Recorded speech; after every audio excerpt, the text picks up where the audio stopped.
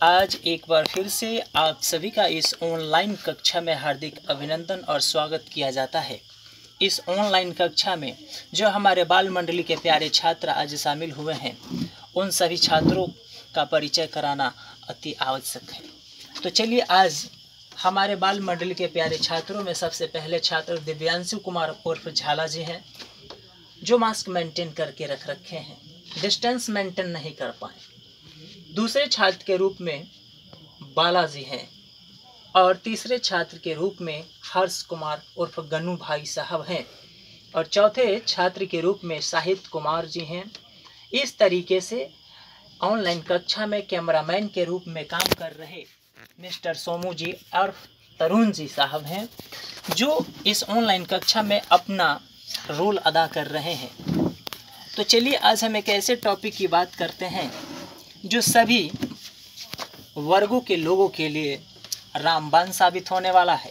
चूँकि कोविड-19 का प्रभाव अभी खत्म नहीं हुआ, चूँकि 2020 के प्रभाव जाने के बाद 21st केस में इसका प्रभाव भारत में थोड़ा गहराता जा रहा है, संकट के बादल छा रहे हैं।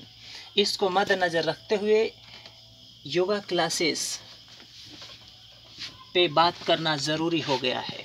चूँकि चिकित्सा शास्त्र के जितने सारे क्षेत्र हैं, उनके सभी डॉक्टर्स, वैज्ञानिक, देश ही नहीं बल्कि विदेश के भी सारे डॉक्टर्स और वैज्ञानिक इसके टीका की खोज पे लगे हुए हैं। उनका प्रयास चल रहा है, लेकिन अभी सही प्रयास, सही परिणाम प्राप्त नहीं हुआ है।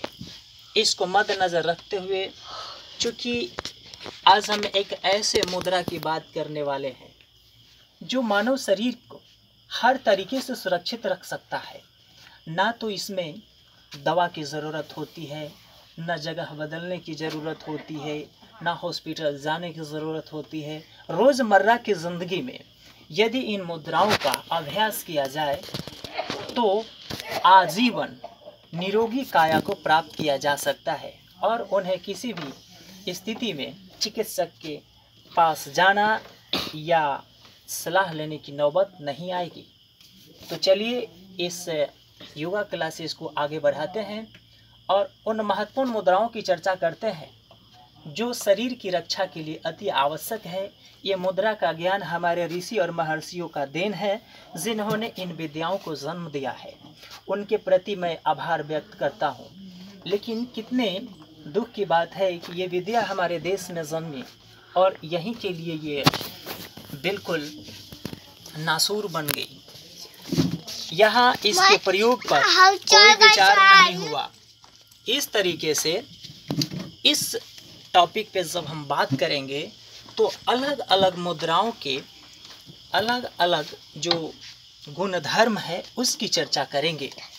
तो आज योगा क्लासेस में जो हम बात करने वाले हैं वो 8 प्रकार की मुद्रा अर्थात मूड की बात होगी। यदि हर व्यक्ति, चाहे वह शून्य वर्ग का हो या शून्य से ऊपर वर्ग का हो, वो बाल्य अवस्था का हो या युवावस्था का हो या प्रौढ़ावस्था का हो, सभी के लिए ये काफ़ी लाभकारी सिद्ध होने वाला है। आज हम 8 मुद्रा की चर्चा करने वाले हैं। यदि इन 8 मुद्राओं का अपने दैनिक जीवन में यदि प्रयोग किया जाए, व्यवहार में लाया जाए, तो हमेशा एक निरोगी काया बनाए रखा जा सकता है, स्वास्थ्य को मजबूत और बल की प्राप्ति हो सकती है, किसी भी प्रकार के शरीर में कोई रोग दोष नहीं आ सकते। तो चलिए, पहले मुद्रा की हम बात करते हैं। पहले इनकी लिस्ट को हम बात सूचियों में डाल रखे हैं। जो पहली मुद्रा है वो है ध्यान मुद्रा, जिसे हम अटेंशन मोड बोलते हैं। दूसरी मुद्रा जो है वायु मुद्रा है, जिसको एयर मोड बोलते हैं।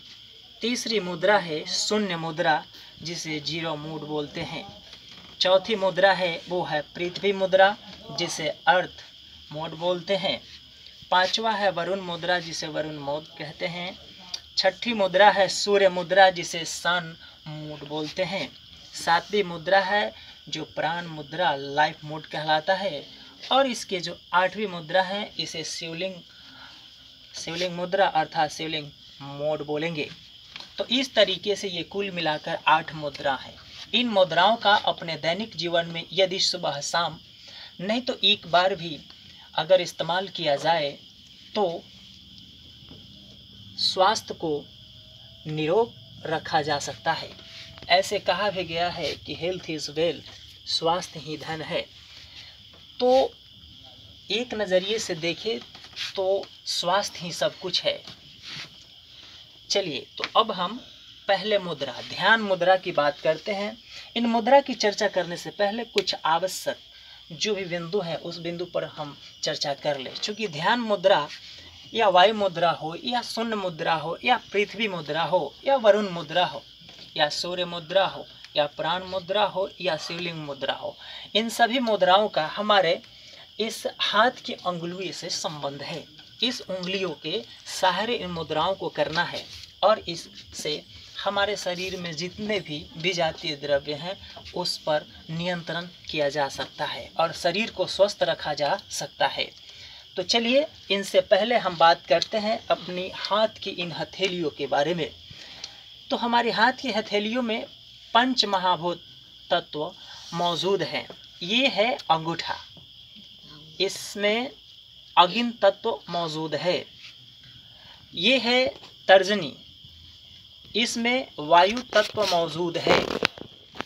ये है मध्यमा, इसमें आकाश तत्व मौजूद है।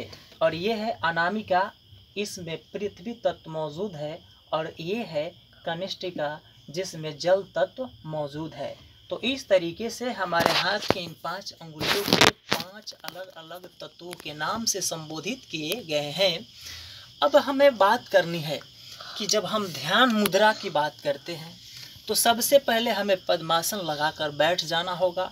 रीढ़ की जो हड्डियां होती हैं उसे 90 के एंगल पर अर्थात स्ट्रेट फॉर्म में रख करके और आंखें मूंद लेनी होगी। उससे पहले अब ये अंगूठे और तर्जनी को स्पर्श करना है, इस पर दबाव नहीं देना है। इसमें दोनों हाथ की उंगलियां स्पर्श करनी चाहिए। जिस तरीके से आप ये देख रहे हैं, ये अंगूठा है और ये तर्जनी है। तो इन अंगूठों को और इस तर्जनी को जब हम स्पर्श करते हैं अर्थात इस पर दबाव नहीं देते, ओनली फॉर टच में रखते हैं बस, तो ये मुद्रा जो है 3 से 4 मिनट तक अगर प्रतिदिन किया जाए तो इससे क्या लाभ होता है उस लाभ को मैं आपको बता दूं। यदि ध्यान मुद्रा का अनुसरण अपने दैनिक जीवन में किया जाए तो इससे मानसिक कमजोरी, थकावट, अनिद्रा और तनाव जैसे समस्याओं से निजात मिलेगा और स्मरण शक्ति काफ़ी मजबूत हो जाएगी। तो इस तरीके से ध्यान मुद्रा हम सभी के लिए अति आवश्यक है। ध्यान मुद्रा करने के बाद अब हम वायु मुद्रा की चर्चा करते हैं। देखिए, ये वायु मुद्रा है और वायु मुद्रा में हमें करना क्या होता है कि इसी तर्जनी का ये पहला पोर जो दिखाई दे रहा है, ये फर्स्ट मेटाकार्पस है जिसे शुक्र पर्वत कहते हैं। इस पर अंगूठे के ऊपर से इस तरीके से इस पर दबाव देना है।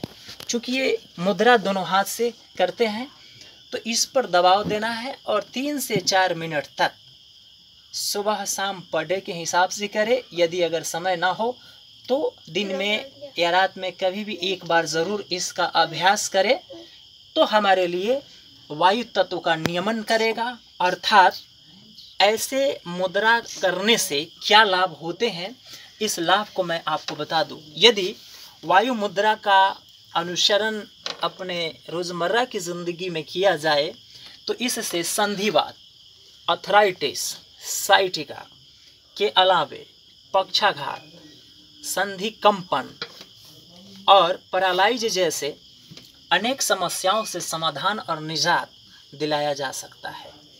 इसको करने के बाद हमें प्राण मुद्रा का अनुसरण करना होगा। अगर इसका अच्छा परिणाम देखने को चाहते हैं तो इसे कम से कम 30 मिनट्स पर डे करना पड़ेगा।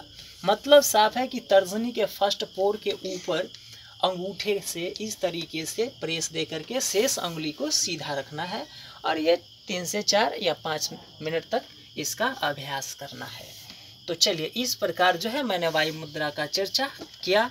अब हम आगे शून्य मुद्रा की चर्चा करते हैं। शून्य मुद्रा की चर्चा करते हैं।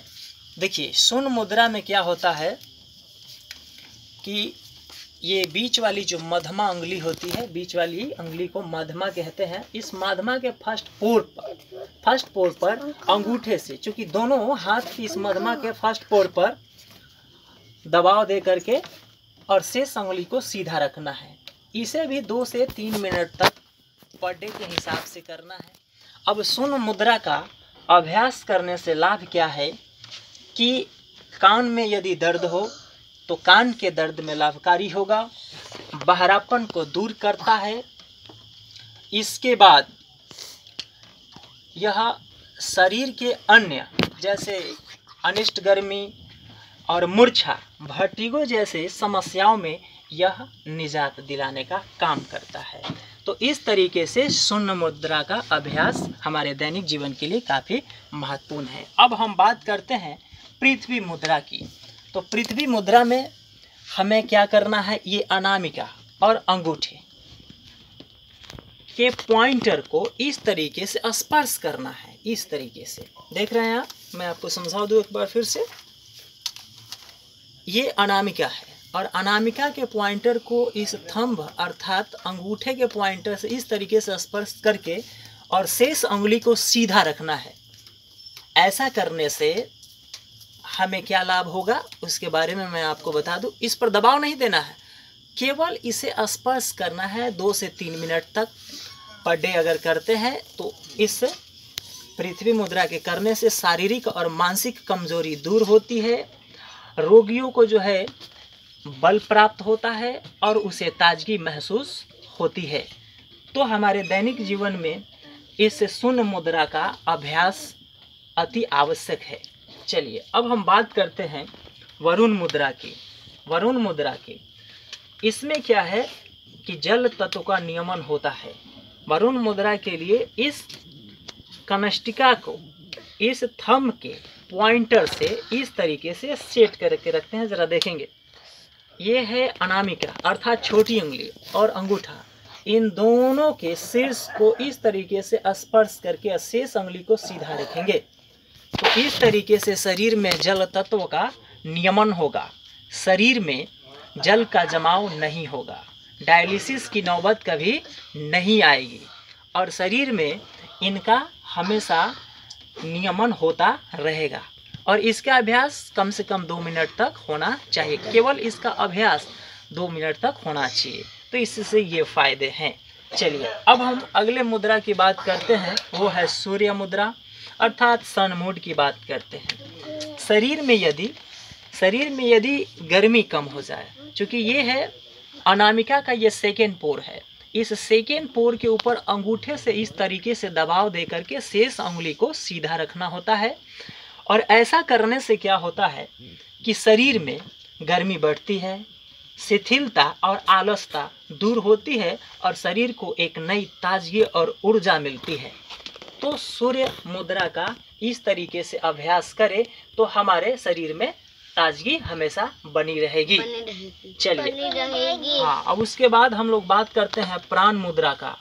प्राण मुद्रा में करना क्या होता है, अनामिका, ये देख रहे हैं, ये है अनामिका और यह है कनिष्ठिका। इस दोनों अंगुली के पॉइंट के ऊपर अंगूठे से इस तरीके से स्पर्श करना है, स्पर्श करना है। हाँ, इस तरीके से यदि हम इस प्राण मुद्रा का अभ्यास 4 से 5 मिनट तक अपने दिनचर्या में प्रतिदिन करते हैं तो हमारे शरीर के जितने सारे, चूँकि यह जीवन शक्ति को बढ़ाने का काम करता है, जितने सारे सेल मृत हो जाते हैं उन सभी सेलों को नए रूप से यह उत्पन्न करने का काम करता है। अर्थात हमारे शरीर के जितने सारे सेल हैं, जितनी सारी कोशिकाएं हैं जो डीएक्टिव हो गई हैं, उन्हें यह एक्टिव करने का काम करता है।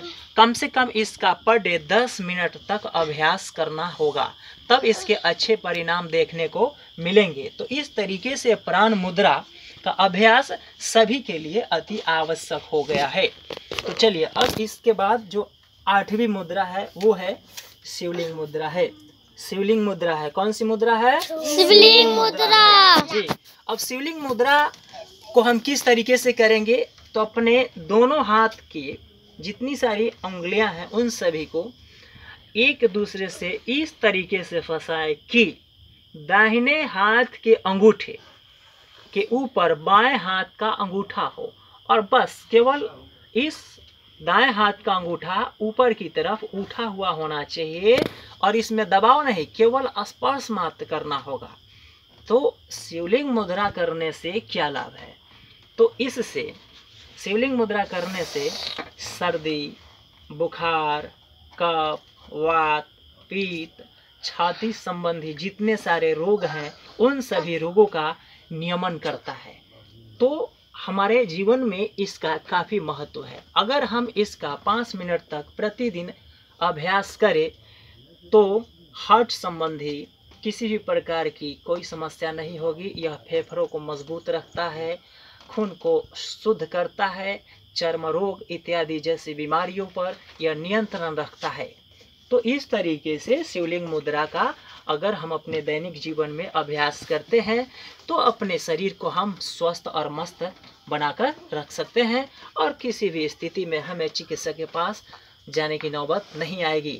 तो चलिए, मैं आशा करता हूँ कि ये जो मुद्रा है ये सभी के लिए लाभकारी होंगे, महत्वपूर्ण साबित होंगे और इस महामारी के दौर में अपने जीवन को बढ़ाने के लिए, अपने जीवन को सुरक्षित रखने के लिए यह वीडियो काफ़ी लाभकारी होगा।